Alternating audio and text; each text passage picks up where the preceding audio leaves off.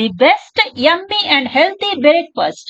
ಸ್ವಲ್ಪ ಸಿಹಿ ಗೆಣಸು ಇದ್ಬಿಟ್ರೆ ಸಾಕು. ಇದನ್ನ ಸ್ವಲ್ಪ ತೆಂಗಿನಕಾಯಿ ಮತ್ತೆ ಮೊಟ್ಟೆ ಜೊತೆ ಹೆಲ್ತಿಯಾಗಿ ಮಾಡಬಹುದು. ತೆಂಗಿನಕಾಯಿನ ಚಿಕ್ಕದಾಗಿ ಕಟ್ ಮಾಡ್ಕೊಂಡು ನಾನು ಮಿಕ್ಸಿ ಜಾರ್ಗೆ ಹಾಕೋತಾ ಇದ್ದೀನಿ. ಸ್ವಲ್ಪ ಮಾತ್ರ ನೀರ್ನ ಹಾಕೊಂಡು ಇದನ್ನ ನುಣ್ಣಗೆ ರುಬ್ಕೋಬೇಕು. ಸ್ಟೀಮರ್ಗೆ ನೀರು ಹಾಕಿ ಈಗ ಒಲೆ ಮೇಲೆ ಇಟ್ಕೊಂಡಿದ್ದೀನಿ. ಈಗ ಸ್ಟೀಮರ್ ನಲ್ಲಿ ಸಿಹಿ ಗೆಣಸು ಇಟ್ಟು ಬೇಯಲು ಬಿಡಬೇಕು. ಸ್ಟೀಮರ್ ನಲ್ಲಿ ಇಟ್ಟಿರುವ ಸಿಹಿ ಗೆಣಸು ಬೆಂದಿದೆಯಾ ಇಲ್ವಾ ಅಂತ ಒಂದು ಚಾಕುವಿನಿಂದ ಚುಚ್ಚಿ ನೋಡ್ಬೇಕು. ಚಾಕು ಕ್ಲೀನ್ ಆಗಿ ಹೊರಗಡೆ ಬಂದಿದೆ ಅಂದ್ರೆ ಅದು ಬೆಂದಿದೆ ಅಂತ ಅರ್ಥ. ಬೆಂದಿರುವ ಸಿಹಿ ಗೆಣಸಿನ ಸಿಪ್ಪೆಯನ್ನು ಈಗ ಸುಲಭವಾಗಿ ತೆಗಿಬಹುದು. ಸಿಪ್ಪೆ ತೆಗೆದಾದ ನಂತರ ಇದನ್ನು ಒಂದು ಮ್ಯಾಶರ್ ನಲ್ಲಿ ಚೆನ್ನಾಗಿ ಮ್ಯಾಶ್ ಮಾಡ್ಕೊಳ್ಳಿ.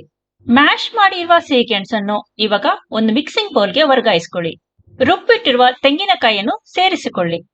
ಈಗ ನಾನು ಮೊಟ್ಟೆಯನ್ನು ಸೇರಿಸ್ಕೊತಾ ಇದ್ದೀನಿ. ಎಲ್ಲವನ್ನು ಹೊಂದುವಂತೆ ಚೆನ್ನಾಗಿ ಕಲಿಸಿಕೊಳ್ಳಿ. ತವಾಗೆ ಎಣ್ಣೆ ಅಥವಾ ತುಪ್ಪವನ್ನು ಸವರಿಕೊಂಡು ದೋಸೆಯಂತೆ ಹರಡಿಕೊಳ್ಳಿ. ಈಗ ಮುಚ್ಚಳವನ್ನು ಮುಚ್ಚಿ ಚಿಕ್ಕ ಉರಿ ಸಿಮ್ನಲ್ಲಿ ಅದನ್ನ ಚೆನ್ನಾಗಿ ಬೇಯುವವರೆಗೂ ಕಾಯಿಸಿಕೊಳ್ಳಿ. ಕೆಳಗಿನ ಭಾಗ ಈಗ ಚೆನ್ನಾಗಿ ಬೆಂದಿದೆಯಾ ಅಂತ ಒಂದ್ಸರಿ ಸರಿಸಿಬಿಟ್ಟು ನೋಡ್ಕೊಳ್ಳಿ.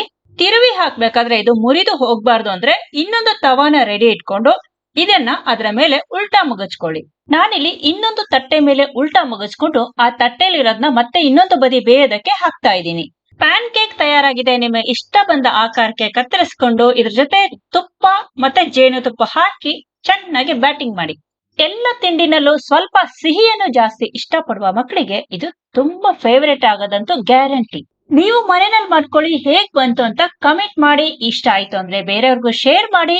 ಇಲ್ಲಿವರೆಗೂ ಸಬ್ಸ್ಕ್ರೈಬ್ ಮಾಡಿಲ್ಲ ಅಂದ್ರೆ ಸಬ್ಸ್ಕ್ರೈಬ್ ಮಾಡಿ. Thank you.